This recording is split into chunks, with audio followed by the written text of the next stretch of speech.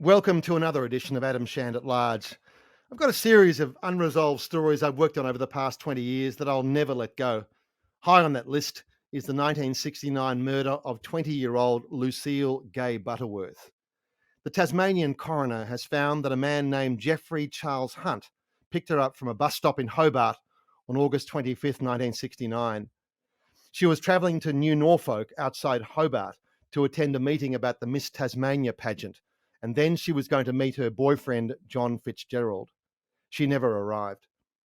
The coroner found that Hunt knew Lucille because he once worked at John Fitzgerald's family store in New Norfolk.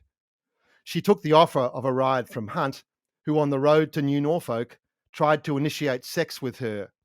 When she struggled, Hunt strangled her and disposed of her body in or near the Derwent River.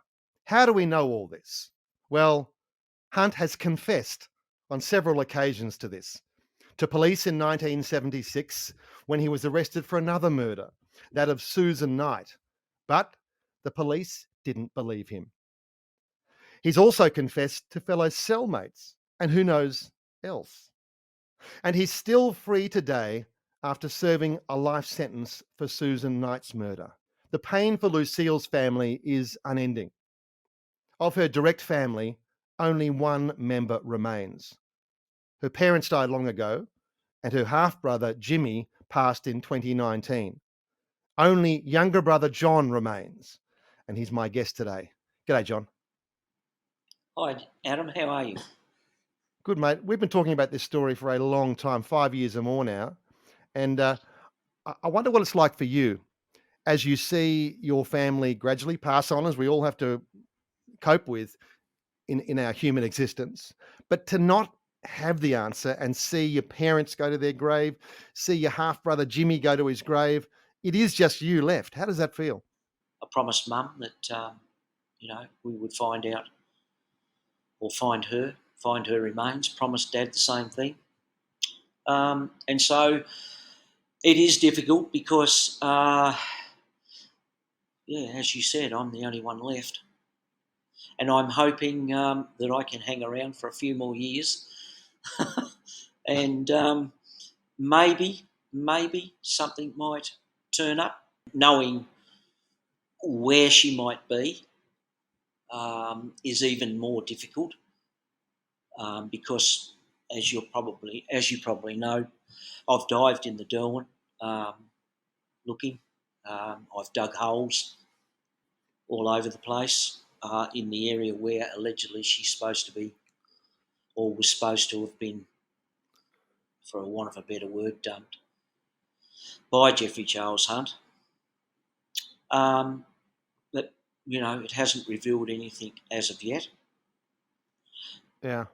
But no love could be greater than yours for Lucille. I mean, you talk Yep. about digging holes and diving, and I'm aware of that. You went down there when there was nothing happening in the case, No. when all leads were exhausted, when the DPP had said, we will not prosecute Mr. Hunt. For want of, I'm not quite really sure. I'm not sure what was lacking in that case, but you took things in your own hands and you kept the case in the media. You went down there and you literally dug holes on Yes. the bank of the Derwent. You went and dived in that murky water. And I mean, I guess it's just for want of something better to do. Yes. I'd do it again too. Wouldn't worry me. If only, you know, if only he'd leave a note or something like that, saying this is where she is. That is the thing. And Jeffrey Charles Hunt, he's living in a Tasmanian town we can't name. He lives an absolutely awful existence. He rarely goes out of his house. And I know that because I staked his house out a few years ago. I spent the night in the freezing rain there. And the only way I knew he was inside was that the heating pipe of his house was warm, indicating someone was inside. All the lights were off. He lives a life where he sees nobody. The next day, I followed him. Sounds like a secret agent or a stalker or something, but I think it was worthwhile. I followed him all the way to his parole hearing at another town. And when he came out, he had to walk about 2 kilometres between where he was to where he caught his bus back to his house. And he went about a 3 kilometre winding journey through the back streets, looking over his shoulder and trying to work out. And I'm too good. He would never have seen me. And also the fact that he is albino, as several members of his family were, and his sight is not great. Anyway, so he's winding his way there. And I thought to myself, I could rush up and kind of ask him questions and things like that. And said, did you kill Lucille? As other journalists said, he would just say no and tell me to piss off. But I thought, let me watch this bloke and understand his life. This is no life. I mean, if he's listening, which I doubt, Mr. Hunt, come on, put this whole family out of their misery. At least tell us where Lucille is. And particularly, John, you're a very important part of this chain, because if remains are found, it's your DNA they'll be matching it to. That's right. Yeah, they've had the police forensic laboratory has had my blood or DNA for years, so that if anything ever turns up, which it would only be bone, I guess, which, we had a little rumour that, or hearsay that I had heard about not so long ago, where they've started the construction of the Bridgewater Bridge, the new one, and there were apparently some bones that were revealed or dug up, but I think they might have been Aboriginal or Middens or something like that. And so I had a conversation with an inspector out at Glenorchy Police Station, and he assured me that that's what it was. So you know the river. You know the river well.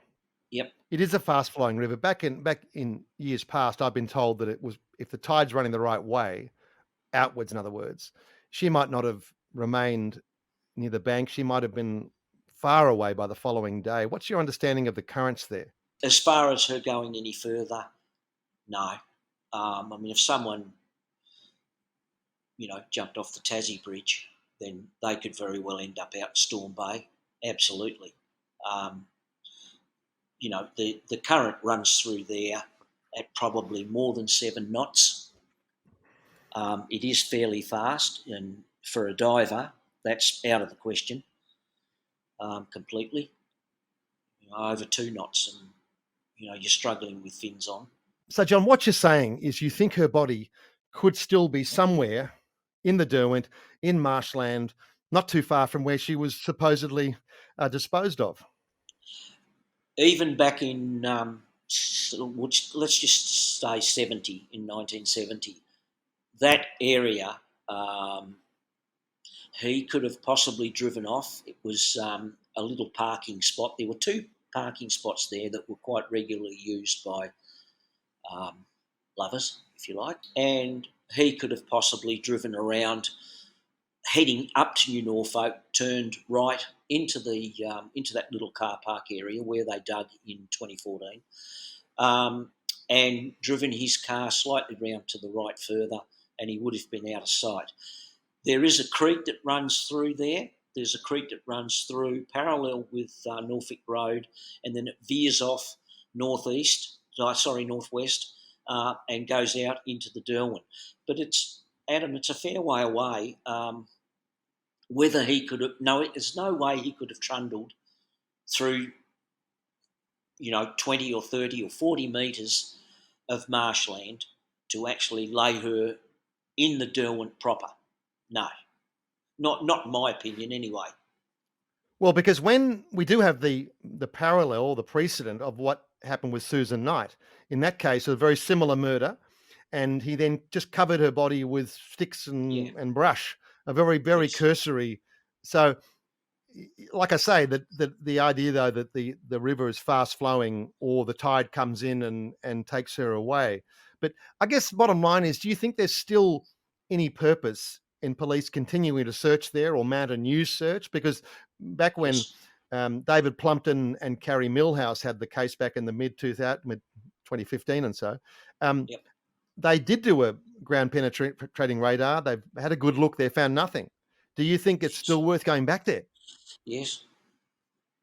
I think it's worth digging probably about 40 metres further out from where they dug in the first place. And I think if you were to speak to Kerry Millhouse, he would agree on that. I don't think they went out far enough.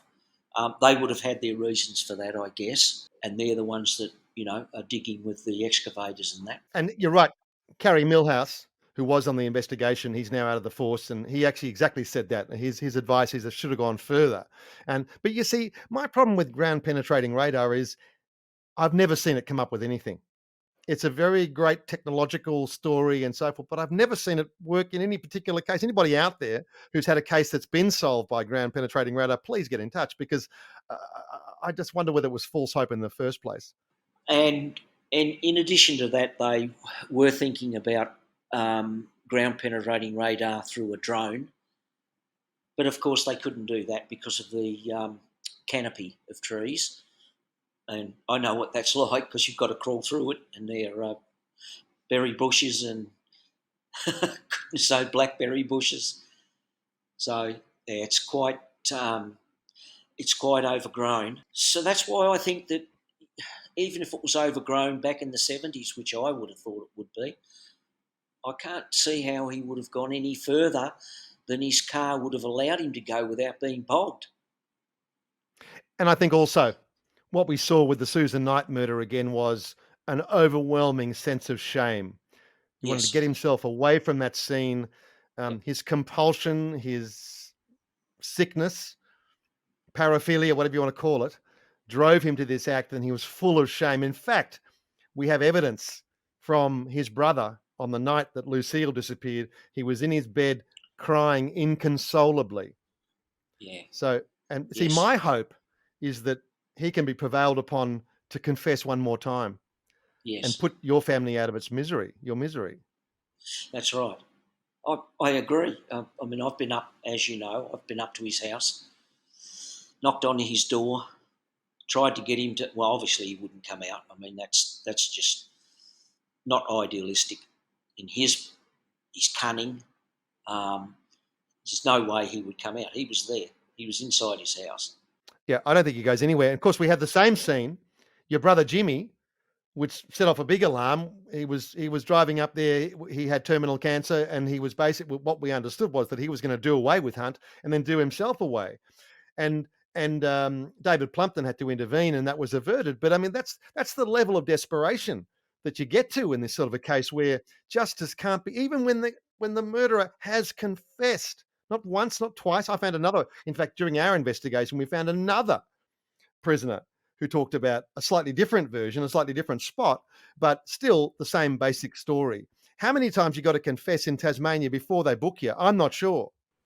That's right. That makes me so angry, Adam, to know that. Yeah, okay. In some instances, you can't argue with your superior, and that's what it was like back in the 70s. I know that because of my apprenticeship. You couldn't argue with the supervisor or the foreman, otherwise you get a smack in the mouth. It's different now, but back then, I've spoken to O'Geary, and yeah, he is. And Frank, sorry to interrupt. Aguirre was the officer that was there on that Yes, night, 1976, when we interviewed yes, Hunt. There was two there, and the superior officer who's supposed to sign off on the confession and whatever happens in the interview basically talked Hunt out of his confession. And that's the right. reason was that particular officer had a complete firm conviction that another suspect, John Gannon Lonergan, a taxi Yes, driver, had been Lucille's murderer. So when Hunt comes up with this confession, he dismisses it. And the that's guys right. go back, O'Gary and his partner go back in again and again, and they reinstate the confession. And once Yep, again, the superior officer comes in and says, no, he's withdrawn it. So at the end of all this, we have this open secret, and that lasts from 1976 till about 2015. And it's an open secret within Tasmania Police, but no one thought to tell the Butterworth family. that's right. We knew absolutely nothing. We were kept in the dark, Adam. Um, we probably still are. We didn't even know that this particular superior officer had taken some of the files away and put them in his garage. I mean, why? Why do you do that? What if he's confessed? If Jeffrey Charles Hunt had confessed, then why didn't the interrogation register that? I don't understand. I do not understand that. We would have known after, sadly, well, we could have known beforehand, Adam, and Susan Knight may very well have still been alive. That's a good point. And yeah, there's also the talk about, this is interesting actually, you raised that, because in the little town of New Norfolk where Hunt lived, his father was an ex-serviceman and he was close to police there, including ex-servicemen who are now police. And the suspicion was that this police officer or others had intervened in the past when young Jeffrey Hunt had got up to some fairly heinous behaviour, approaching sexual assault, stalking, and things like that. So again, this could have been stopped at a much earlier date. That's right, exactly. That the police out in Glenorchy should have known through the police in New Norfolk about his um, particular fancies, if you like, if for want of a better word. He has psychopathic tendencies. He's a sexual deviant with psychopathic tendencies. That's how he was classified. They should have known. They should have rang through and said, "No, hang on a minute. You know this Lucille Butterworth case. They knew about that. We'd gone all the way up there searching. They knew. They should have rung Glenorchy Police and said, I think you should be looking at this particular person, Jeffrey Charles Hunt."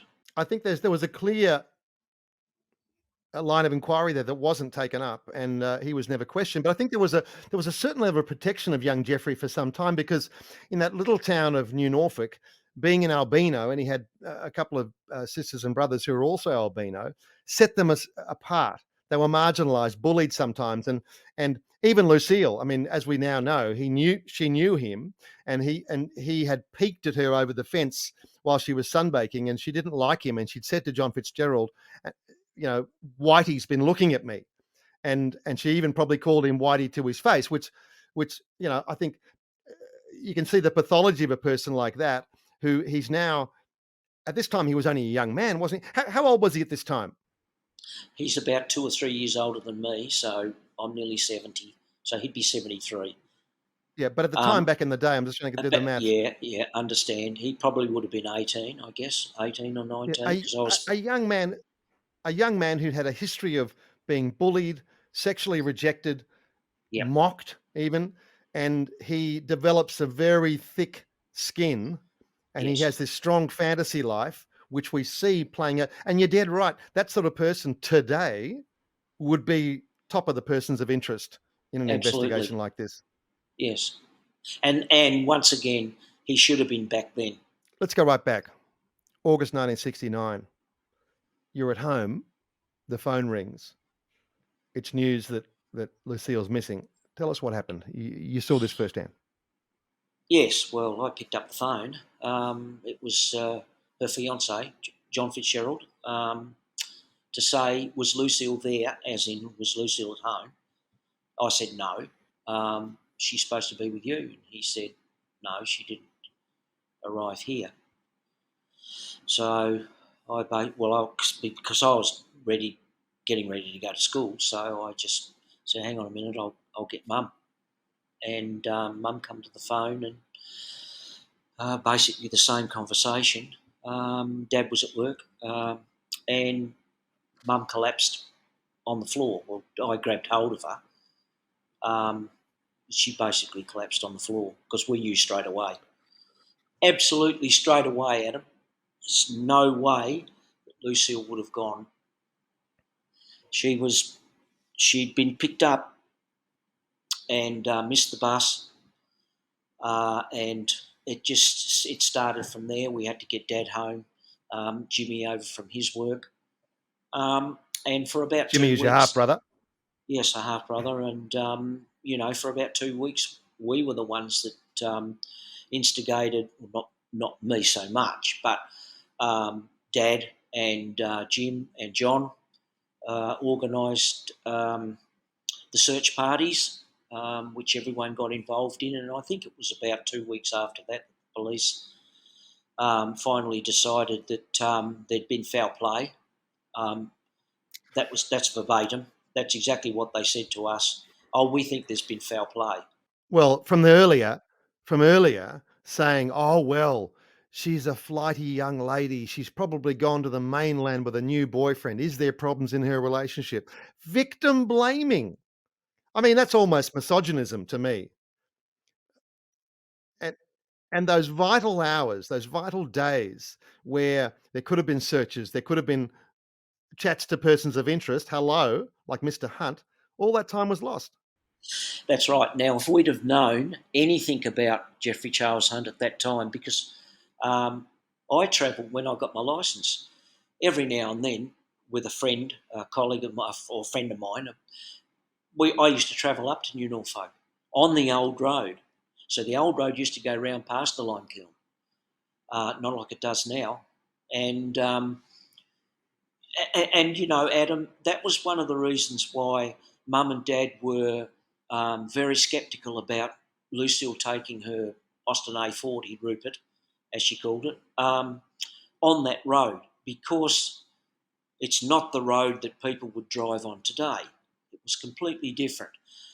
It had hollows in it because of the River Derwent, um, and you know, seepages and that sort of thing. And Mum and Dad were just very, very dubious about her taking a car up there. Jim had a little bit of a different perspective. He probably thought that maybe she would have been okay. Me, well, being a 15, nearly 16-year-old, and I'd sat in the car when Lucille went missing, and just started it up and drove it up and down the laneway. Yeah, probably would have made it, Adam. Um, but they're the things that we didn't know. We didn't know anything about Jeffrey Charles Hunt. She was doing something that so many people had done, just caught a bus from Hobart to New Norfolk. There should not have been any concern about her. And this is the problem with these terrible outcomes. People are left with their sense of guilt. Your parents not letting her take Rupert, the woman who drove her to the bus stop, John Fitzgerald who might have come and got her. Everyone's got some element, this terrible legacy they carry with them. And this destroys families. It really does. I've seen this. We did a few weeks ago, we did a chat with Ricky Nash, who's the brother of Cheryl Grimmer, who disappeared in 1970 off Ferry Meadow Beach near Wollongong. And he was there with his siblings looking after her. And he went down to the beach for a few minutes, leaving her in the shower block, and she was taken by a monster. And now, just like you, for 5 decades, he's had this guilt. What's it like? We could never understand, but it hollows out families. And I've seen the dramas in your family. I've unfortunately sparked a couple by talking about them. But what's it done to your family? Um, well, Jim's not here now, of course, and can't speak ill I of the miss him. dead. But yeah, it's Mum and Dad that I was more keen and interested in trying to keep alive. I live with them both. I watched them slowly disintegrate. They wanted to. I had the opinion, which I could be wrong about, but I had the opinion that they felt that they didn't necessarily want to be around anymore. The same questions would come up. Why weren't we told? Why was Lonigan the only one that was in the frame? Why did those superior officers end up in Sydney chasing him? And they kept their eye on Lonigan for a long, long time. They knew he was in New Guinea. They knew he was in Bundaberg. He died in Bundaberg from cirrhosis of the liver because he was an alcoholic. But Hunt just didn't come up. It didn't come into the equation at all. I even interviewed Lonigan's daughter, and she was convinced that he had killed Lucille. Further to that, but you did have a chance to see Hunt in action. He gave evidence at the coronial inquiry. What was it Did like looking at the person who murdered your sister? um, No, you just got to grind your teeth, and that's all I did. I just stared at him. He refused to look at the picture of Lucille. Um, so he was facing the coroner, and the picture was on his right hand side, and he was prompted. He was prompted on a number of occasions to look at the picture, look at the picture of Lucille, and he wouldn't. That made that made me angry, and I mean, we couldn't get anywhere near him when he stepped down and was escorted out the door. You couldn't get anywhere near him. He had security guards around him, police. Well, thank goodness for that. Yeah, thank goodness for that. No, I don't think that's right, Adam. I think that I would prefer right now that he be alive, um, because if he passes away, or if he stepped out in front of a bus or whatever, then we're never going to know. One day he could very well have an epiphany and say, oh, I'm going to leave a note, leave it with one of the brothers or the sister, um, and we could at least find out, maybe. Or is it just rose-coloured glasses, Adam? I don't know. I seriously don't know. I think most people, when they near their end, like to make amends for things. They have conversations, they do certain things, and you would hope that Hunt um, feels the same way. Now, dare I say it, I see him as a victim in this process as well. It sounds funny, I know, but if police had taken seriously his confession in 1976 about Lucille, he would have been charged with both those murders. He would have served the life sentences concurrently, and he would have paid his debt to society. Where he finds himself now is he's done one life sentence. He's now on lifetime parole in Tasmania. At one time, he was eligible for parole, and he was apparently planning to move to the mainland, get a caravan and drive around. I mean, how diabolical. When he was released from prison, he was seen lurking around the shower block, toilet block of a local caravan park, and there was great concern. There was reports, and his parole was temporarily revoked. So this is a lifelong thing. But as I say, if he had his confession had been taken seriously, he'd be through the system. He'd be now able to make amends with society. Your family would be in a different state, no doubt. So he has no incentive now. That's the problem. If there was a nice prison farm he could be sent to, he loves dogs and sheep and things. And if he could be sent to a prison farm like he was previously, when he did his sentence for Susan Knight, he could live out his days there and contemplate his heinous acts. But at least society and your family would have some kind of justice, if not closure. And closure, by the way, I hate this word closure. I want to ban it from all my interviews because I don't think it exists. How's there ever been closure for your family? No, there hasn't. There hasn't. Even the coroner's finding provided no solace at all. No, no, it didn't. Apart from the fact that Christine Rushton and the rest of them had agreed that it definitely was him. Well, Christine was absolutely adamant through And all the Christine Rushton investigating was work. the analyst. Yes, Christine she Rushton was the was. analyst for, Yes, for Tasmania Police who looked at that's everything, right. did a fantastic job. In fact, they've got to be singled. Yes, She never gets any praise, by the way. I hope she's listening because she did a fantastic job yes, in collating she did. everything that David and Carrie did.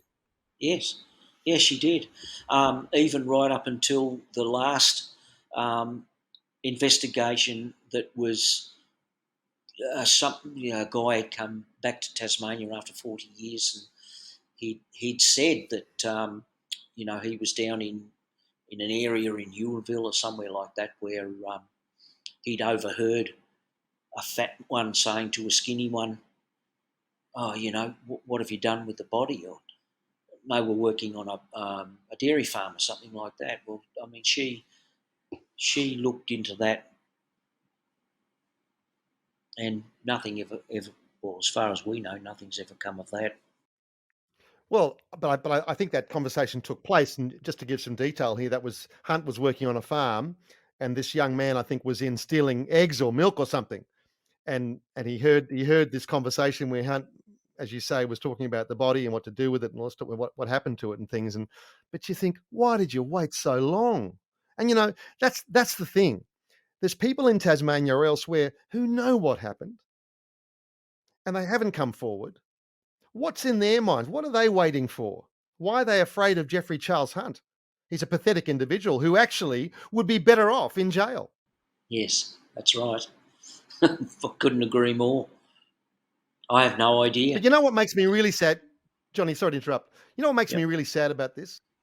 I've been on this case for about 5 years now, and I met Jimmy, your brother, and yourself. And you've had dramas over the years because of this. But Yes. when I when I knew you both, I love you both, right? And I could see you were both working for the same outcome. But the damage and the distance this sort of stuff creates between families, it's not your fault at all. And No. I feel sick about the way that it transpired between you and Jimmy and your families. And I just hope that even if you can't get a result, that you can at least come to some understanding of each other's position. Jimmy's gone now. It's very sad. Um, Yes. but that to me was the hardest part. Well, it's very hard for me, especially when someone says to your face, "You realise Lucille hated your guts." I mean, that was shoveled down my face that many times. Um, I basically got fed up with it, and that was one of the reasons why I just didn't want anything to do with him. I remember your famous comment when he put the memorial down there in town in Claremont, isn't it? I think, and Yeah, uh, he put the memorial there, and I told you about it. He said, "You said, oh, I want a bloody tie a chain to it and drag it uh, into yeah, the street." And I thought, wow, that's some deep rift there. yeah. That's right. Because it was an insult to, as far as I'm concerned, it was an insult to Mum because Mum instigated the memorial that we have out there, which is the seat and a white magnolia tree, which is what Mum wanted in 1999. And that's what we did, along with the help from the Glenorchy City Council. Now, that other memorial that Jim decided to put up was all about him, is an insult to Mum. That was the absolute finish of it with me. No, I can't forgive him for that. Yeah, and this is what happens. I mean, you're both, to me, you're both men full of integrity, full of effort, endeavour on behalf of your sister, and that's what counts. Yes, But listen, so where from here? You are the last one, Johnny. John Fitzgerald has also passed away. yes. What happens now? What happens when you eventually go? Do you think? I mean, I hope this doesn't happen, but I wonder whether when there ceases to be someone pushing, talking to journalists, calling the police, it just does end up in oblivion. I'm not sure. Michelle might. That's my niece from Jim's first marriage. Michelle's quite adamant, she knew Lucille quite well because I have pictures of Michelle sitting on Lucille's knee, and she has an interest. She goes out to the memorial every now and then. You are leading the family now. Yep. And and I always remember something you told me in one of our first meetings about the moment where your mum and dad knew, particularly your dad, knew that she was gone. There was a experience that he had. Yes, yes, yes. Our or Mum and Dad's bedroom looked out over the Tassie Bridge. So basically, it looked west. They had two windows. One looked due west, and one looked slightly northwest. And Dad woke up one night, and there was he described a greeny, reddy, white halo, which was facing the window that faced west, in other words, faced towards Mount Wellington, the Derwent, the Tasman Bridge, and Mount Wellington. And he knew then that Lucille had been or wasn't with us. we could say she's been murdered. And Adam, the things that uh, when I was doing my apprenticeship as a 20-year-old, 19, 20-year-old, and having to help, sometimes I helped Dad because he was an engineer, so I'd go up into his engineering shop in the garage and help him out. And, to have my dad turn round and look at me, I mean, he had tears in his eyes, and to say to me that it was his fault. His words were, "Son, I blame myself for what's happened to Lucille." And for me to have to stand there and, hey, Dad, it wasn't your fault. You can't blame yourself. This is what happened to him, Adam. This is what killed Dad. It was that moment, you know, that I just knew it was bad. It was bad enough for Mum, But as I mentioned just a little earlier on, she had a distraction, which was the family as it stood. Whereas, I'd gone away a couple of times to Sydney, not for very long, but I felt that I had to get out and do something. But that's what killed Dad, for sure. I've got a daughter. I've got Kate here, sitting in her house. I could never ever contemplate. I ring her every day. She's an intensive care paramedic for the Queensland Ambulance Service. I ring her every day to make sure, because she's been kicked and punched when she was in Canberra as an intensive care paramedic. She was kicked and punched. I can't handle that, Adam. She's my daughter. No, I've got a daughter. She's 26 now, and we have each other on our Find My iPhone, so I know Yep. where she is at all times, and she knows where I am at all times. Yeah. So I can't Yep. play up because you know that I wouldn't be where I should be, and that gives us some sort of solace. But back in the day, there was none of that, and we lived No. outward bound lives. We were innocent. Yes. I mean, I was only Yes. 7 at the time, but in the 70s, we used to go around and you wouldn't see Mum and Dad all day, but they knew you were safe. But there Yes. were monsters. There were monsters lurking. There are many more That's monsters right. today, unfortunately. But Yes. let's hope that somebody out there can put this to rest finally. I mean, what do you still have hope, John? Yes, I I wouldn't do. blame you if you didn't. No, no. I'll keep going. I'll keep going. If you said to me tomorrow, "I want you down in the Derwent River because I've just found out this, this, and this," I'll be on the next aeroplane. I'll never give Good. up, Adam. No, I'll never give up. She was my sister. I've got a photograph of her sitting on the wall. I talk to her. I tell her about our grandchildren, and I give her a kiss at night and say goodnight to her. And I say, "I will find you. I will find your remains so I can put you to rest. One day, I will find your remains. They might be small, might only be a little bit, but I'll find them." All right, John. Well, listen, let me assure you that I will continue on this case as long as I've got breath in me, as long as I continue to work, because these are the ones that need to be solved. These ones help the health of our community, help the trust in our institutions, and keep love alive. So, John Butterworth, thank you so much for sharing this story with me again. And this won't be the last time. Can I just say thank you? A big thank you to you, because you keep it out there. You keep it out there for me, for the rest of our family that are still alive.